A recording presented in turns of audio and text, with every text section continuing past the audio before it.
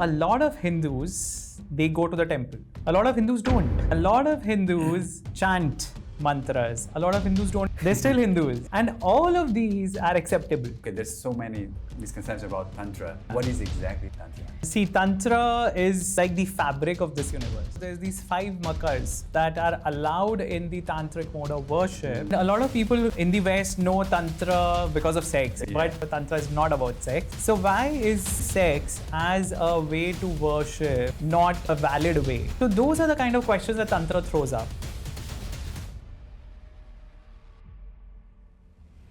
Coming to India, I was thinking about spirituality, I was thinking about temples, I was thinking about candles, incense, but suddenly there's like skulls, there's like blood, there's wild hairs. Help me to make sense out of this. Like, how do I make sense out of this? So, see, Hinduism, the biggest, I think, positive about Sanatan Dharma or Hinduism is that it does not dictate that there is only one way to approach God. Okay. It allows you to approach God in the way that you resonate with. So you see a lot of Hindus, they go to the temple. Yeah. A lot of Hindus don't. They're still Hindus, right? A lot of Hindus chant mantras. A lot of Hindus don't even know mantras. A lot of Hindus believe in only the Vedic form of worship, of doing a yajnas or a fire sacrifice, like the Arya Samaj, which is a sect of Hinduism. They do not believe in idol worship. Yeah.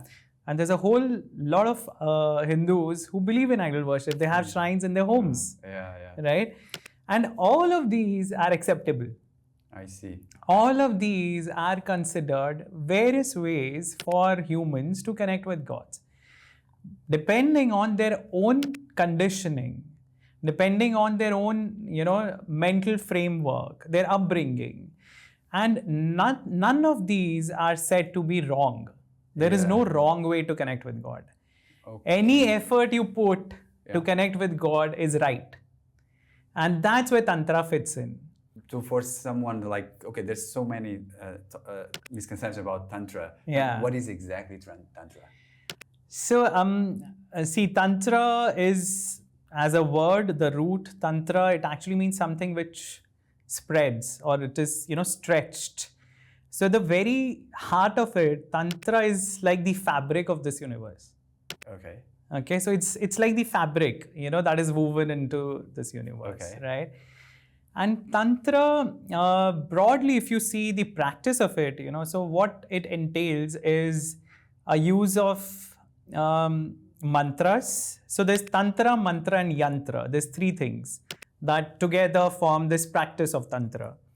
And as a broad term, we use Tantra for everything, all the practices that come under it. But there's so many subdivisions, within it. There's so many tools, there's so many rituals, there's so many different aspects of it.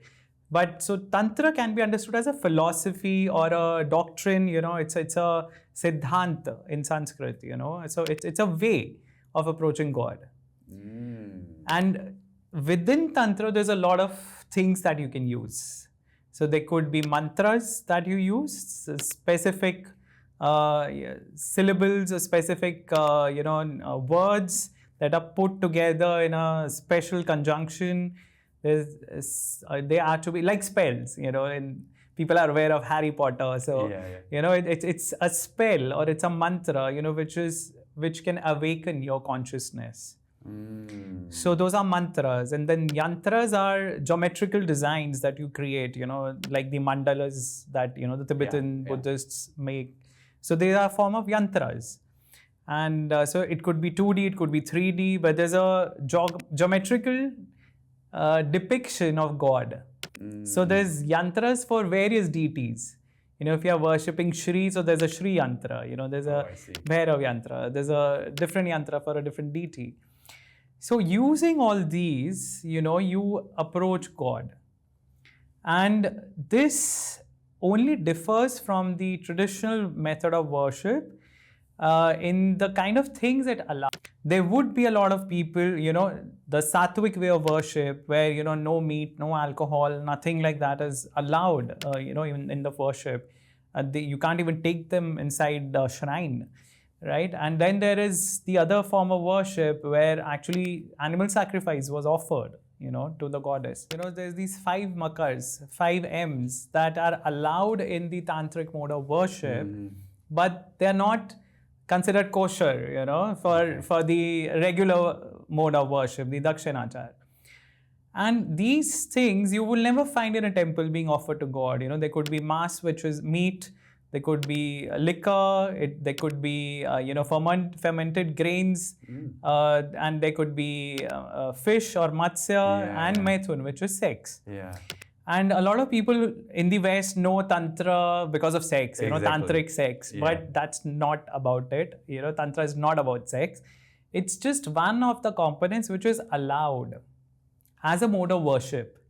Yeah. Which you would not expect, when because most of the times when you're talking about worship, you talk about controlling your senses, being celibate and being, restricting your desires and lust and everything, your greed and gluttony and everything. But Tantra says that, everything that exists in the world, we should use that. So you are not approaching sex as a means of pleasure or sense gratification. You're using it as a means where, imagine when we're talking about Shiv and Shakti coming together, it's the male and female principles coming together.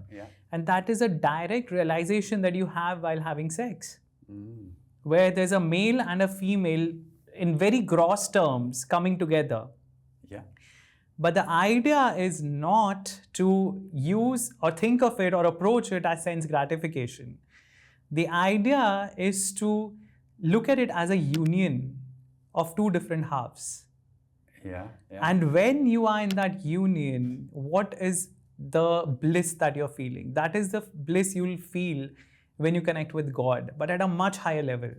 Oh, I see. So the idea, people think tantric sex is all about, prolonging your intercourse and having more enjoyment. It's not about that at all. There is no enjoyment that is there on the mind of a sadhak who's practicing it. It is just about feeling that bliss and not releasing. Oh, I see. So there's a very different concept, and it is very, very misunderstood, by a lot of people. And it has been represented in a very, probably a misunderstood way, in the West especially, but also through some movies and through depictions. Even the depictions of Kali, if you go even as far as the movies like Sindbad, etc., where Kali was shown as a sort of a demon, who was being controlled by a fakir. So Hollywood did not know, what actually it meant, and they kind of used, okay, this probably sounds like a fascinating idea to show in a movie. So I think there's a lot of misunderstanding because people are not taught about these things.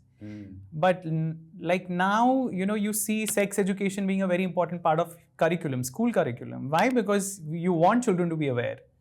To not fall in the wrong practices, etc., to understand the responsibility of doing it.